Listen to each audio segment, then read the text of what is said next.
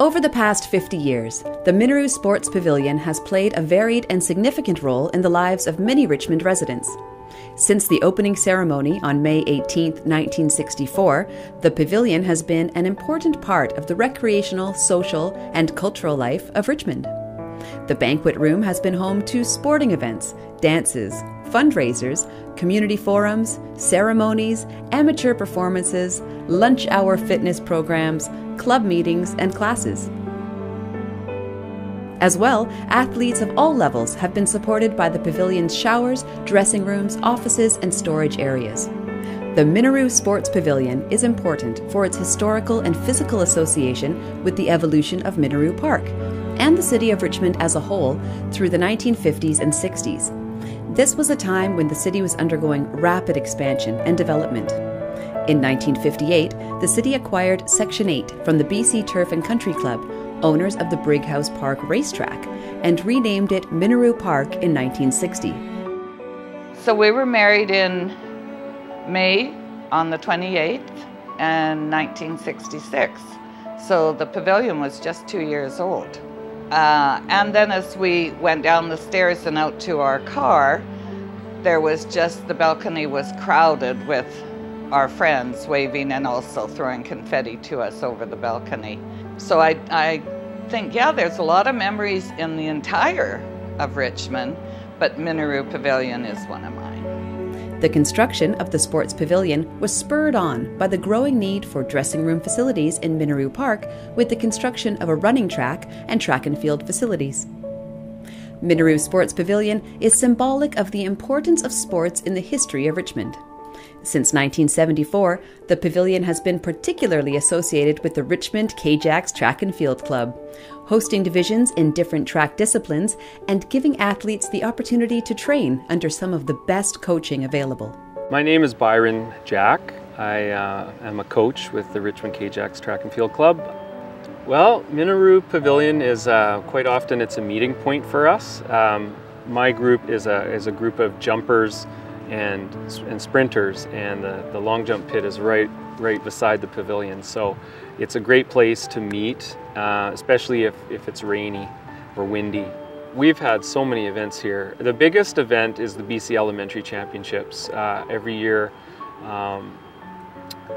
up to a couple thousand athletes come. Pavilion is definitely a hub of the whole event. I didn't really think much about what it meant to me is for, I thought, oh, the pavilion's getting knocked down. Well, that's too bad, but I guess whatever they built in its place will be great. And then I started really thinking about it, and I guess it's been here since before I was born, and I've been here a long time. So with the club, and it's always in the background, and it's always been in the background from the time I was an athlete, in elementary school. Widely used by all social demographics in the city, the pavilion supported Richmond's hosting of major provincial, national, and international events. From the 1979 BC Summer Games to the 2010 Olympic Winter Games. I'm Jim Lamont, Chairman of Richmond Sports Council, which represents most of the sports in the community. When we did the registration here for the senior games, we did it up on the second floor, and we registered 4,000 athletes right there. And we had some of the people that helped on that committee, our registration committee, were disabled wheelchair, but we had ramps there that they could get up onto the second floor, and they did it every day. And the building has been that much to the community, and I think when you look at the community, it was a central point. The use of the pavilion has evolved over time, housing City Recreation Department offices, sports medicine clinics, the Richmond Fitness and Wellness Association, and Richmond Sports Council.